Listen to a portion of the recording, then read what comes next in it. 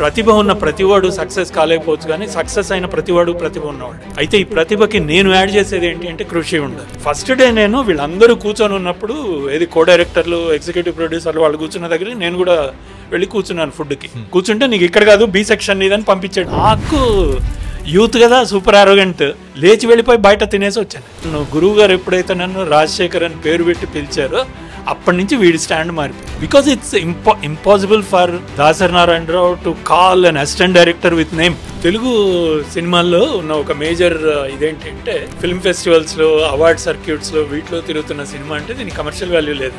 అంటే ఎంతగా అంటే నాకు నంది అవార్డు వచ్చిన రోజు ఒక ఫ్రెండ్ అతను ఫోన్ చేసి ఇక నీ కమర్షియల్ లైఫ్ అయిపోయినట్టే అని అన్నాడు.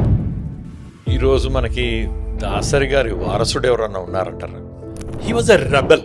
ఆయన షూటింగ్ కి వచ్చినప్పుడు సెట్ మొత్తం ఒకసారి చూసి ఒక ప్లేస్ చూసుకొని అక్కడ కుర్చీ వేయించుకునేవారు. Invariably that is the spot from where he could see the entire set అన్నమాట, వితౌట్ ఎనీ అబ్స్ట్రక్షన్స్. ఎవరు ఎక్కడ ఏం తిరుగుతున్నారు మొత్తం తెలుసాను. ఇండస్ట్రీ మొత్తాన్ని కూడా అలాగే చూశాను. ఒక ప్రేక్షకుడిగా సినిమాని ఎలా చూడాలి, ఒక ఔత్సాహికుడిగా సినిమాని ఎలా చూడాలి? ఇప్పుడు ఉన్న ప్రాబ్లం ఏంటి అంటే ప్రతి మనిషి ఒక రివ్యూ రైటర్ లాగానే చూస్తున్నాడు సినిమా. నేను మూవీ చూసిన 2వ నిమిషం పోస్ట్ పెట్టాలి, ఆ పోస్ట్ ఆ సినిమా కన్నా బాగుండాలి, అది దాని మీద రివ్యూ. ఇప్పుడు రాజ్ గారికి పునర్జన్మ కలిగి కొత్తగా మళ్ళా డైరెక్టర్ కింద, రైటర్ కింద రావాలంటే how will you redo it?